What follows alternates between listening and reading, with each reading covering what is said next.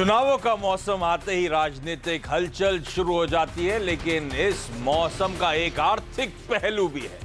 कई वायदे किए जाते हैं, कई योजनाओं की घोषणा होती है। ऐसे में हम इसका फायदा कैसे उठाएं चुनाव तक या उसके बाद के लिए? क्या खरीदें, इसी पर आज बात करेंगे। चुनाव जोर गर्म।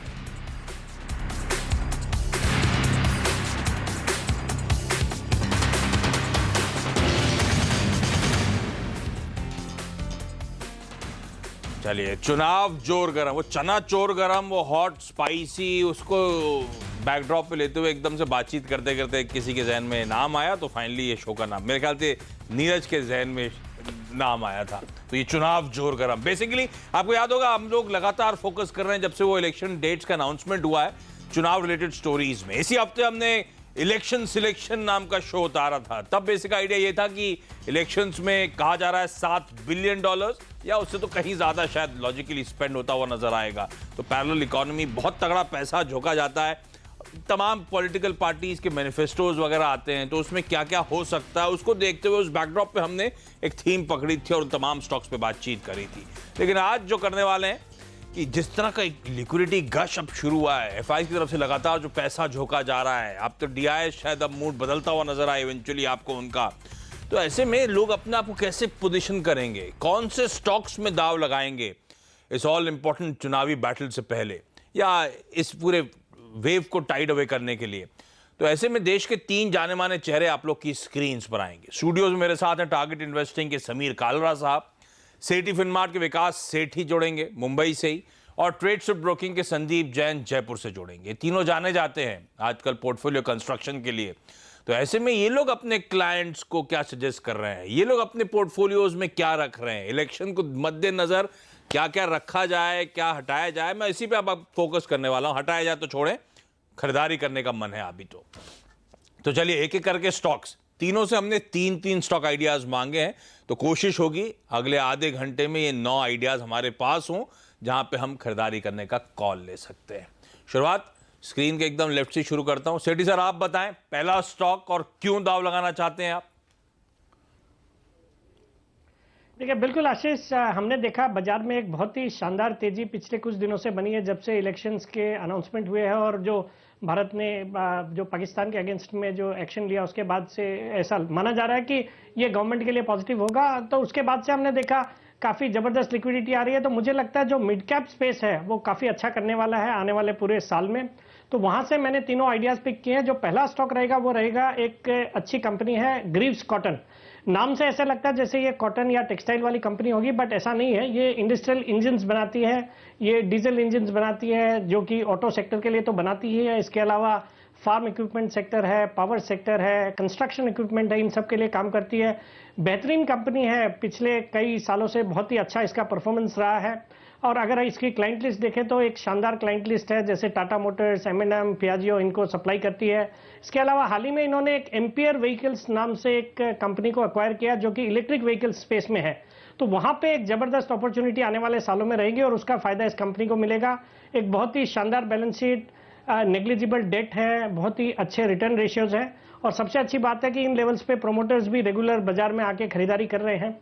तो मुझे लगता है लंबी अवधि के लिए बहुत ही अच्छा एक स्टॉक रहेगा। इस स्टॉक को बिल्कुल करंट लेवल्स पे या स्टैगर्ड रूप में खरीदते रहना चाहिए और मेरा 1 साल का लक्ष्य रहेगा इसका 200 रुपए का।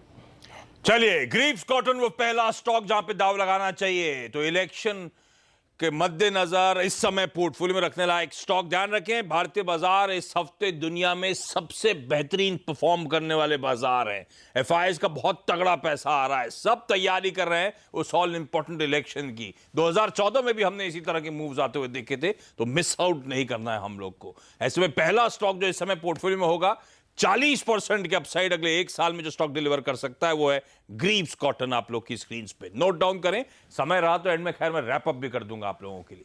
संदीप जैन सर, आपका पहला बेट? पहले तो वापस से बढ़ाई करूंगा एज यूजुअल। मैं हर जो शोज के जो नोमेनक्लेचर है, जो नामकरण होता है वो बेहतरीन है, मजा आ जाता है। ये नाम से आपको समझ में आया कि चना चोर गरम से जोड़ रहे हैं हम लोग? क्लिक हुआ था क्या? हाँ, चना जोर गरम से जोड़ रहे हैं, और चना जोर गरम मेरा एक्चुअली फेवरेट भी है, तो मैं ऑलमोस्ट हफ्ते में कम से कम 3-4 बार चना जोर गरम जरूर से खाता हूँ। अच्छा। तो उससे रिलेटेड मुंह में पानी भी आ रहा है। और तो अब चुनाव जोर गर्म है, एक्चुअली में चुनाव जोर गर्म है। जिस तरीके से मिड कैप्स और स्मॉल कैप्स में गर्मा गर्मी दिख रही है, और अभी भी ऐसा नहीं है कि बहुत मार्केट चल चुका है या कई स्टॉक्स नीचे से चल चुके हैं तो अपॉर्चुनिटीज की कमी है। बहुत सारी अपॉर्चुनिटीज है जहां पे क्वालिटी भी आ रही है, साथ में वैल्यूएशंस भी सस्ते हैं, और उनका अंडर परफॉर्मेंस भी अभी भी दिख रहा है, वो शायद कैचअप करेंगे। तो वैसा ही एक नाम है इंगरसोल रैंड। इनफैक्ट बेहतरीन कंपनी है ये, पहले भी मैंने स्टॉक को रेकमेंड किया हुआ है, और ये कंपनी इंडस्ट्रियल एयर कंप्रेसर्स और ये सब बनाती है, और एक तरीके से एमएनसी कंपनी है। बहुत ही स्ट्रॉन्ग टेक्निकल सपोर्ट है इसके पेरेंट जो इरको है उनसे, और जो रेवेन्यू ग्रोथ है पिछले क्वार्टर का बहुत ही अच्छा था, Q3 का।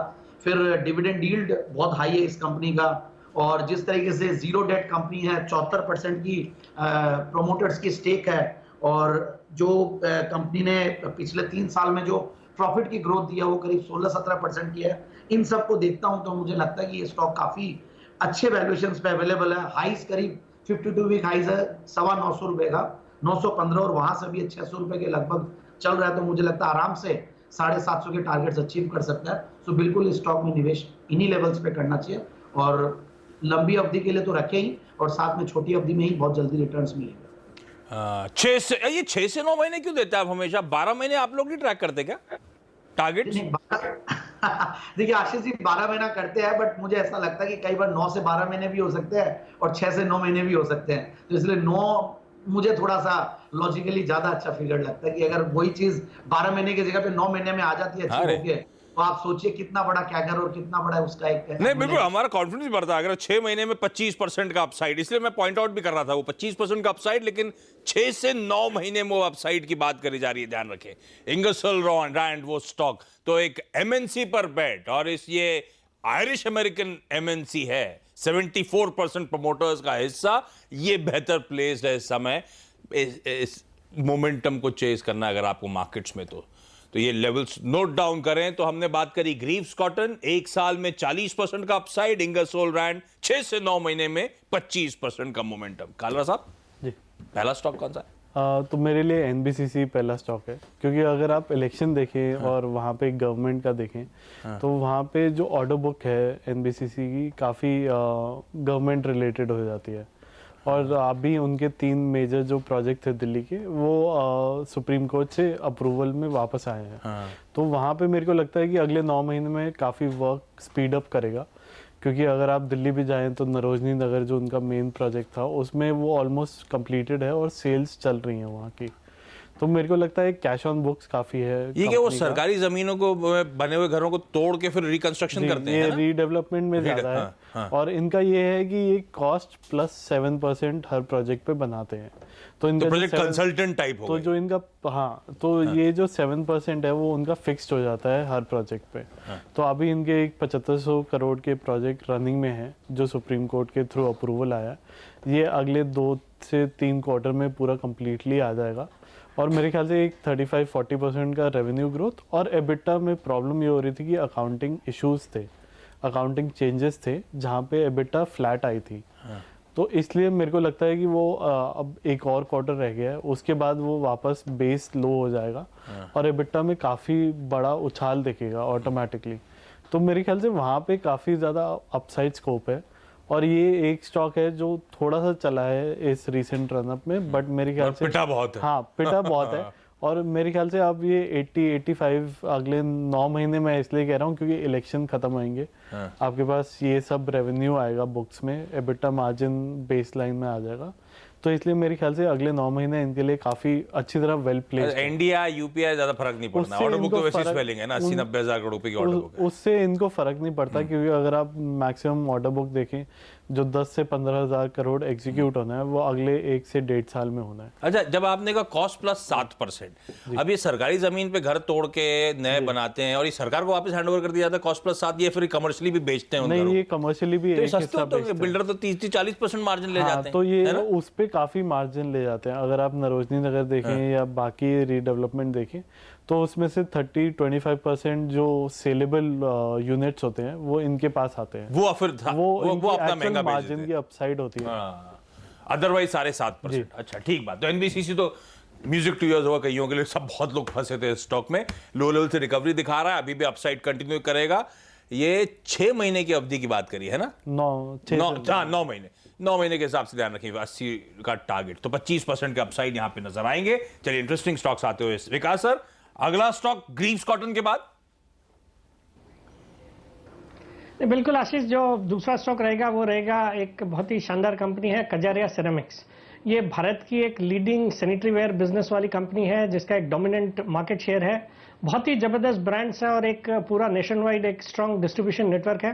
हमने हाल ही में बजट में देखा सरकार का पूरा फोकस था अफोर्डेबल हाउसिंग के ऊपर, रियल एस्टेट के ऊपर, कई कदम उठाए इस दोनों सेक्टर को बूस्ट करने के लिए। फिर हमने हाल ही में जीएसटी काउंसिल की जो मीटिंग हुई उसमें जो जीएसटी की रेट है वो भी रियल एस्टेट पे कम की, अफोर्डेबल हाउसिंग पे कम की। तो इसका मुझे लगता है पूरा फायदा रियल एस्टेट और उससे ज्यादा बिल्डिंग मटेरियल वाला जो सेगमेंट है उसमें होगी।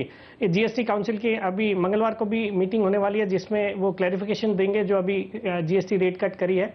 अब बाकी अगर फाइनेंशियल्स देखें तो बेहद ही शानदार बैलेंस शीट है, डेट बिल्कुल है नहीं, बाकी रिटर्न रेशियोज बहुत ही शानदार है, करीबन 18% की आरओई है, return on capital employed close to 28% है।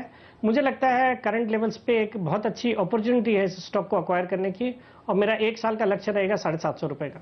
ठीक बात। तो ये ज्यादा अकलमंदी होगी कि डायरेक्टली रियल एस्टेट की जगह रियल एस्टेट से जुड़ी कंपनियां जो अपने प्रोडक्ट्स वहां बेचती हैं, जैसे कजारिया सिरेमिक्स, ये ज्यादा बेहतर प्लेस नजर आती है, ज्यादा कंफर्ट देती है इस समय पोर्टफोलियो में रखना अगले 1 साल में अपसाइड्स के लिहाज से।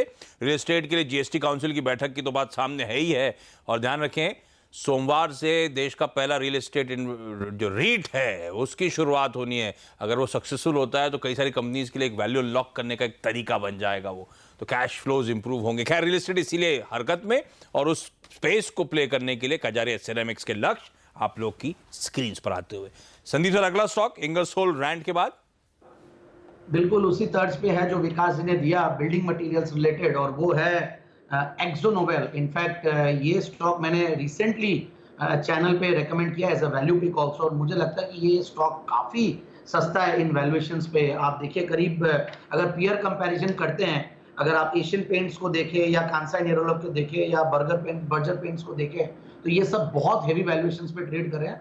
रीजन बीइंग उनके फंडामेंटल्स मार्केट को अच्छे लगते हैं, एफआईआईज लोग काफी फेवर करते हैं इस पर्टिकुलर सेक्टर को। एक्सोनोबेल सिर्फ 21 के पी मल्टीपल पे ये स्टॉक ट्रेड कर रहा है, और आप खास बात ये देखिए जो एफआईआईज लोग बाइंग कर रहे हैं, तो मुझे लगता है कि उनका कंफर्ट एमएनसीज में तो वैसे ही ज्यादा आएगा। तो ये एक एमएनसी कंपनी और वर्ल्ड की सबसे बड़ी कंपनी है नीदरलैंड्स की एक्सोनोबेल, वहां उसकी है सब्सिडियरी है इंडिया में, और ड्यूलेक्स बोल के एक बहुत फेमस ब्रांड इस कंपनी की तरफ से है। और जिस तरीके से इंडिया की या भारत की बोल लीजिए आप कंजम्पशन स्टोरी है, जो रियल एस्टेट की स्टोरी है, अफोर्डेबल हाउसिंग की स्टोरी है, उसका एक बहुत अच्छा प्ले है ये। और मेरे हिसाब से 40 के रिटर्न ऑन कैपिटल एम्प्लॉयड पे, 33 के रिटर्न ऑन इक्विटी एम्प्लॉयड पे, अगर पेग रेशियो देखें तो 0.78, प्रॉफिट अगर 3 साल का देखें कैगर तो वो करीब 38%, और ऑलमोस्ट जीरो डेट, सिर्फ 3 करोड़ के डेट से मतलब नेग्लिजिबल है, और नेट प्रॉफिट मार्जिन भी करीब 15%। इन सबको देखता हूं तो मुझे ये स्टॉक बहुत ज्यादा सस्ता लगता है, और इन लेवल्स पे अगर आप लेते हैं तो आराम से बहुत अच्छे लेवल्स 2100 तक के लेवल्स अचीव करेगा ये। अगेन वही 6 से 9 महीने की अवधि की मैंने बात, 6 से 9 महीने का टाइम फ्रेम, 2100 तक का टारगेट, 20% का अपसाइड, और एक और एमएनसी प्लेयर है ये, नीदरलैंड हेडक्वार्टर्ड है ये पेंट कंपनी, जिसका भारतीय सब्सिडरी में ऑलमोस्ट 75% थ्रेशोल्ड लिमिट तक का स्टेक है। अच्छा, आज ये इलेक्शन तक की तैयारी सारे एमएनसीज के जरिए हो रही है, थोड़ा सेफ। और एक और इशू है, आज आपने जो नाम दिए ना, इंगरसोल रैंड, एक्सोनोबेल, अगले आने वाला है, वो हिंदी में इसलिए लिखे लोग कंफ्यूज हो जाते, अंग्रेजी में लिखना पड़ गया मुझे स्क्रीन पे नाम, ऐसा क्यों? मुझे भी जब वो लिस्ट के बाद मैंने जब निकाली, कम से कम 30-40 स्टॉक्स में से निकले, और ये तीनों ही एकदम अनोखे नाम वाले, थोड़े ज्यादा प्राइस वाले यही निकले हैं। एंड समहाउ मुझे लगता है कि एमएनसी प्लेज, कॉर्पोरेट गवर्नेंस हो या ग्रोथ हो या क्वालिटी ऑफ, यही निकले, मतलब कुछ डेटा क्रंचिंग करी उसके बाद ये फाइनल 3 बेट्स आपके निकल गए सामने। बिल्कुल, ये फाइनली ये 3 निकले, और मुझे वैल्यूएशंस के लिहाज से भी बहुत सस्ते लगते हैं, और बहुत ज्यादा कन्विक्शन है इन स्टॉक्स में। और आगे भी आने वाले दिनों में अगर मार्केट कहीं टूट जाए, इलेक्शंस के बाद कोई रिजल्ट दूसरा आ जाए मार्केट के विपरीत, सोच के विपरीत, तो एटलीस्ट ये नहीं हो कि कोई गलत स्टॉक लेके बैठ गए। नहीं, ठीक बात। तो तीसरा नाम भी जो आने वाला है ना वैसे ही थोड़ा सा कंफ्यूजिंग वाला है वो, लेकिन वो ब्रेक के बाद बताऊंगा, अभी नहीं बता रहा हूं मैं आप लोग को। तो एक्सो नोबेल अगला बेट है, 6 से 9 महीने में अपसाइड नोट डाउन करें। कन्विक्शन इन स्टॉक्स को लेकर संदीप जैन साहब का। अच्छा, कालरा साहब ने पहला स्टॉक दिया था, इंटरेस्टिंग था, एनबीसीसी, जिसमें 80 तक के टारगेट्स अगले 9 महीने में हासिल हो जाएंगे। कालरा साहब अगला बेट कौन सा है? ये सब आप लोग के अपने क्लाइंट्स के पोर्टफोलियो में खरीद के बैठे हैं क्या? जी। खरीदने की तैयारी हो गई क्या सब? हमने खरीद के बैठे हुए हैं। 46 पे एनबीसीसी हमने लिया 46 पे लिया हुआ है। 46, 51 पे। अब अगला जो बोलने वाला हूँ वो भी अराउंड 42, 43 पे काफी लिया था। वो इलाहाबाद बैंक है।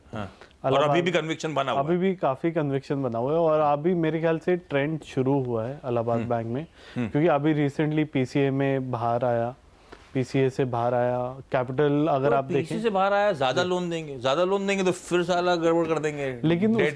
लेकिन अगर आप देखें तो वो कम से कम 3-4 साल की साइकिल होती है। हाँ। जो आप बात कर रहे हैं कि वापस से लोन रिवर्सल में इशू आएगा, तो मेरे ख्याल से वो एटलीस्ट अगले 1-2 साल के लिए काफी अच्छी वैल्यूएशन नहीं। खैर, पीछे से आना ऊपर, मतलब कैपिटल है, हालात सुधर रहे हैं, इस बात का तो भरोसा बनता है। गवर्नमेंट की ये कन्विक्शन है कि इसमें पैसे डालना ज्यादा साउंड है। क्योंकि अगर आप लिस्ट देखें और जो कैपिटल एलोकेशन इस बार ही हुई, उसमें से सेकंड हाईएस्ट इलाहाबाद बैंक में गए हैं।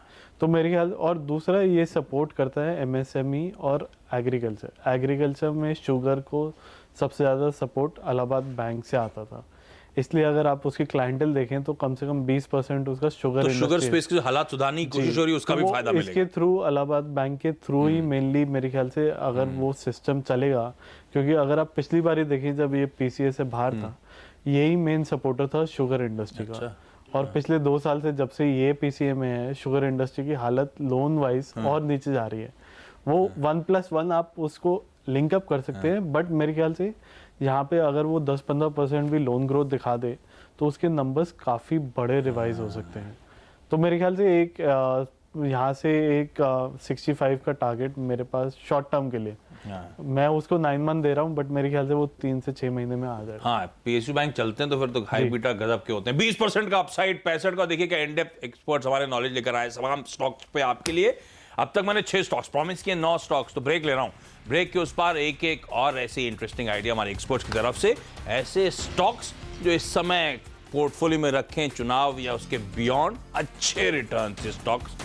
चुनाव जोर गरम, बेसिक आइडिया कि पोर्टफोलियो में कैसे स्टॉक्स रखें, कौन से स्टॉक्स रखें यहां से इलेक्शन और उसके बियॉन्ड, जो हमारे एक्सपर्ट्स मानते हैं तगड़े रिटर्न्स यहां से देंगे। अब तक हम लोग वीव करने की एक थीम को कोशिश कर रहे थे और आज एक्सपर्ट्स को पूरा मौका है, जो स्टॉक रिकमेंड करना है करें। बेसिक मोटिव इंसेंटिव हम लोग का कि तगड़ी कमाई हो। 6 स्टॉक्स हो चुके हैं, मैं रैप अप करने की कोशिश करूंगा। अगर एक्सपर्ट जल्दी जल्दी बोल लिए, मैं तो ज्यादा बोलता ही हूं, कुछ इलाज है नहीं उसका। पर सेठी सर, अगला तीसरा और आखिरी बेट आपका? बिल्कुल आशीष, जो तीसरा स्टॉक रहेगा उसका नाम है जेके पेपर। भारत की एक लीडिंग पेपर मैन्युफैक्चरर है जो कि हर तरह के paper, writing paper, printing, coating, सब पेपर्स बनाती है।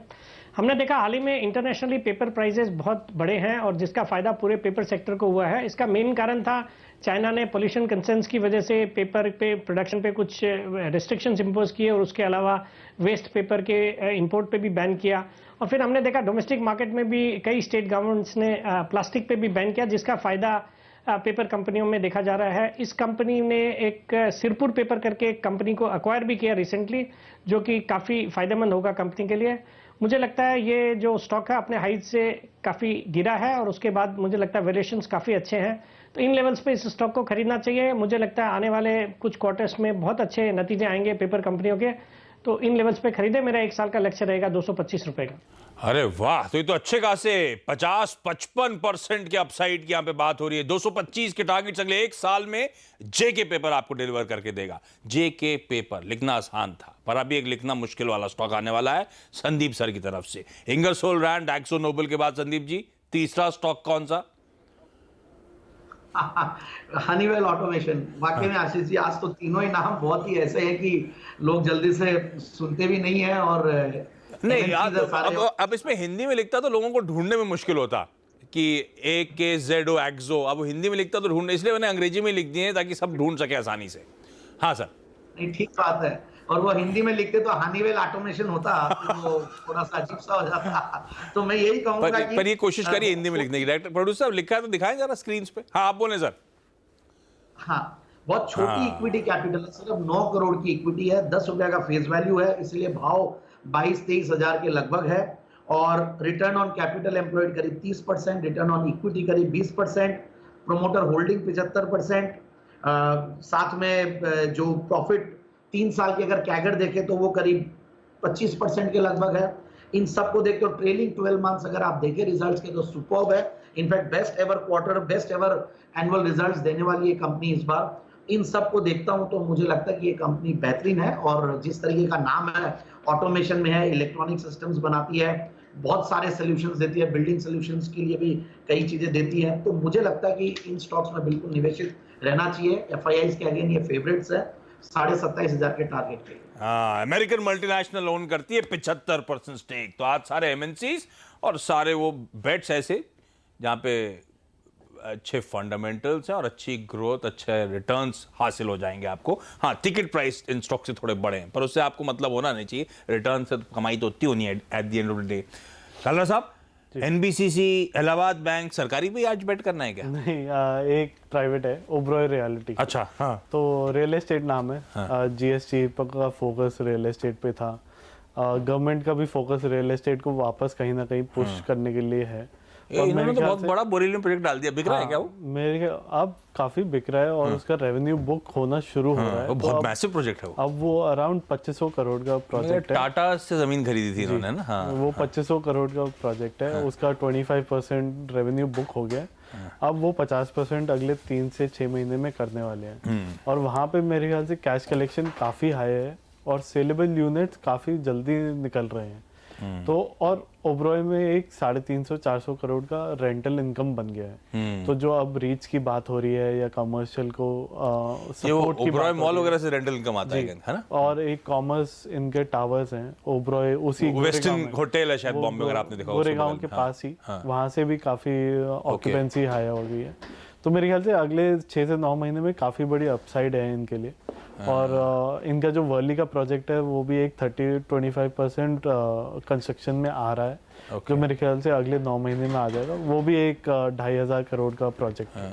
तो 2 बड़े प्रोजेक्ट्स इनकी बुक में काफी जल्दी आने वाले हैं और प्रॉफिटेबिलिटी पे सीधा आते हैं। और रियल एस्टेट की पसंदीदा बेट है ज्यादातर लोगों की, cleaner management, cleaner balance sheet वगैरह देखते हुए। चलिए जाते जाते क्विकली बता दूं, NBCC इलाहाबाद बैंक और ओबरॉय रियल्टी, कालरा साहब के टॉप पिक्स, जैन साहब के इंगरसोल रैंड, एक्सो नोबेल और हनीवेल ऑटोमेशन, और विकास सेठी साहब लिख लें आप लोग, पोर्टफोलियो में बनाने रखने का ये मौका है इन स्टॉक्स में।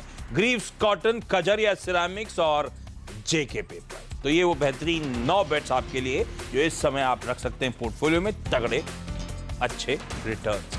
चलिए, आप तीनों का धन्यवाद हमारी आज मदद करने में, पोर्टफोलियो कंस्ट्रक्ट कराने में और आप सबका इस खास पेशकश को देखने के लिए। नमस्कार।